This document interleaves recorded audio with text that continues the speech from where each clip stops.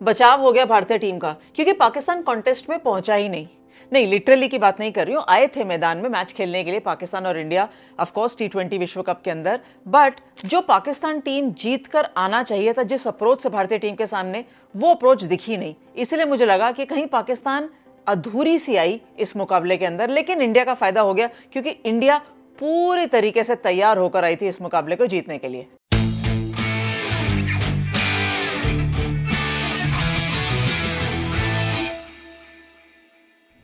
स्वागत है आपका डिफरेंट स्ट्रोक्स के अंदर। और वो जो टेंशन प्रेशर जो नेट्स पर दिखी थी भारतीय टीम के साथ, जब वो एक दिन पहले मैच से पहले ट्रेनिंग कर रहे थे, बिल्कुल सन्नाटा था नेट्स पर और पाकिस्तान टीम बिल्कुल चर्पी थी, खुश थी, क्योंकि वो श्रीलंका से जीत कर आए थे।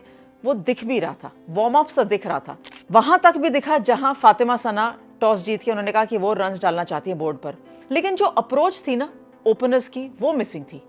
और मुझे लगा वही अप्रोच फायदा देगी भारतीय टीम को। जब रेणुका को पहली विकेट मिली और उसके बाद जो दबाव भारतीय गेंदबाज बनाने में कामयाब रहे, वो अग्रेशन दिखा नहीं। निदा दार और फातिमा सना दोनों को बैटिंग ऑर्डर में मेरे हिसाब से प्रमोट होना चाहिए था, क्योंकि वो दोनों अच्छे प्लेयर्स हैं और रन्स बनाते हुए आ रहे हैं। लेकिन पाकिस्तान ने थोड़ा सा कंजर्वेटिव अप्रोच दिखाया, आराम से उनको बाद में भेजा। रन्स भी उन्होंने ही बनाए, लेकिन उतनी गेंदें ही नहीं थी जहां उनके पास कि वो लंबे समय तक खेल सकते और एक अच्छा टारगेट बोर्ड पर दे सकते। भारतीय गेंदबाजों को बिल्कुल पता था कि हर गेंद इवेंट है, आप बिल्कुल सही तरीके से डालिए, फील्डिंग अच्छा करिए, क्योंकि अपॉर्चुनिटी दोबारा नहीं आएगी अगर यहाँ से पाकिस्तान निकल जाता है हाथ से। और उसी तरीके से खेल चलता भी रहा। हालांकि पाकिस्तान ने भी एक बदलाव किया था, डायना बेग की जगह स्पिनर अंदर लाने में मजबूर थे, क्योंकि डायना बेग इंजर्ड हो गई थी। और भारतीय टीम के पास भी एक बदलाव था, पूजा वस्त्रकर की जगह सजना मैच के अंदर आई थी, बिकॉज मुझे लगता है कि वो थोड़े से ज़्यादा चोटिल हैं। खैर, वो बदलाव तो एक चीज़ थी, लेकिन स्पिन ज़्यादा देखने को मिलेगी, ये दोनों ही टीम के बल्लेबाजों को अच्छे से पता था। हालांकि जो टारगेट था जो पाकिस्तान देना चाहती थी, मुझे लगा अगर निदा और फातिमा सना पहले बैटिंग करने के लिए आ जाते ना, तो आई एम श्योर वो क्लोज टू 135-140 जा सकता था और जाना चाहिए था भारतीय टीम को और दबाव में डालने के लिए। लेकिन ऐसा हुआ नहीं। So who is complaining? Indian batters तो कंप्लेन बिल्कुल नहीं कर रहे होंगे। हालांकि जब चेस करने के लिए आई थे ना, तो मुझे लगा कि शेफाली और स्मृति इस तरीके से खेल खेल रहे थे जहां उनको डर था कि अगर वो आउट हो जाएंगे तो भारतीय टीम पे ज़्यादा दबाव पड़ेगा। भारतीय टीम जब चेस करेगी तो ऐसा ना हो कि मैच में कुछ अलग हो जाए, 19-20 हो जाए, हार जाएं या हारने की स्थिति पर आ जाएं। तो वो कॉशियसनेस उनकी बैटिंग में नज़र आ रही थी। लेकिन वो जो कॉशन था ना, वो बहुत ज़्यादा था और बहुत ज़्यादा देर के लिए चल रहा था। इतना कि जो अटैकिंग स्टाइल शेफाली का है या स्मृति का है, वो देखने को ही नहीं मिला। देखिए, अब आपको काफ़ी समय हो गया है यहाँ पर टीमों को यहाँ खेलते हुए या प्रैक्टिस करते हुए, तो इतना तो पता होना चाहिए कि दोपहर के वक्त थोड़ा सा ग्रिप करेगा गेंद, थोड़ा सा रुक कर आएगा, तो जो शॉट सिलेक्शन है या जो शॉट्स खेलने का तरीका है वो थोड़ा सा बदलेगा।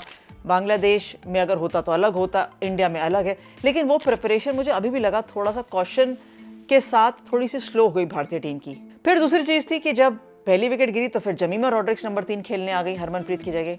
तो मुझे ऐसा लगा कि ऐसा क्यों?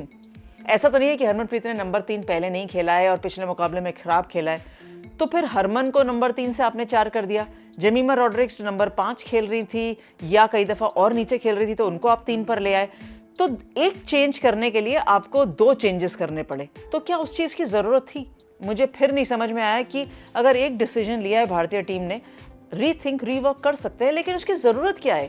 हरमनप्रीत के नंबर 3 आने से कुछ भी नहीं बदलता। इनफैक्ट आपको ज्यादा मौका मिलता अग्रेसिव खेल दिखाने का, जो फिर से भारतीय टीम मिस कर गई। टारगेट चेस करना एक चीज है, जो बहुत अच्छे तरीके से चेस किया, क्योंकि जीतना पहले जरूरी है एंड सेकंड अप्रोच रहेगी नेट रन रेट की। लेकिन जब इतना समय आ गया है या इतना समझ में आ गया कि आप मैच जीत सकते हैं, कवर कर सकते हैं, तो थोड़ा सा पेस अप कर सकते थे उस चीज को, क्योंकि नेट रन रेट भी बहुत ज़रूरी रहने वाला है। देखिए, अभी तो शायद पता नहीं चलेगा, लेकिन अगला मुकाबला जब श्रीलंका के सामने भारतीय टीम का आएगा, तो यहाँ पर फिर चीज़ रहेगी, हम जीते या नेट रन रेट के लिए जाएं। और उम्मीद होगी कि भारतीय टीम को आगे नेट रन रेट परेशान न करे इस टूर्नामेंट में। लेकिन अगर होगा तो मुकाबला पाकिस्तान के विरुद्ध या जो आने वाले मुकाबले हैं ना, उन पर ध्यान ज़रूर जाएगा भारतीय टीम का, या कम से कम जा सकता है।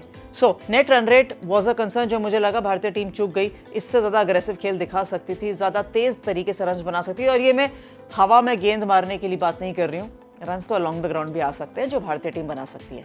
उम्मीद है कि हरमनप्रीत कौर ठीक होंगी, ज़्यादा उनको चोट नहीं आई होगी। तो मुझे लगता है नेक में थोड़ा सा झटका आया जब वो वापस जा रही थी क्रीज के अंदर, तो 2 रन बचे थे जब उनको वापस बाहर की तरफ जाना पड़ा, फिजियो के साथ अटेंड करना पड़ेगा अपनी इंजरी को। 2 दिन का समय है रिकवर करके वापस आने के लिए and I think she should be fine.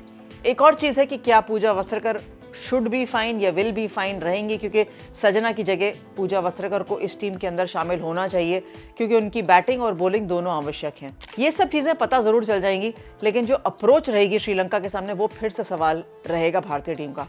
Sri Lanka तो नहीं भूली होगी कि उन्होंने एशिया कप में भारतीय टीम को फाइनल में हराया था।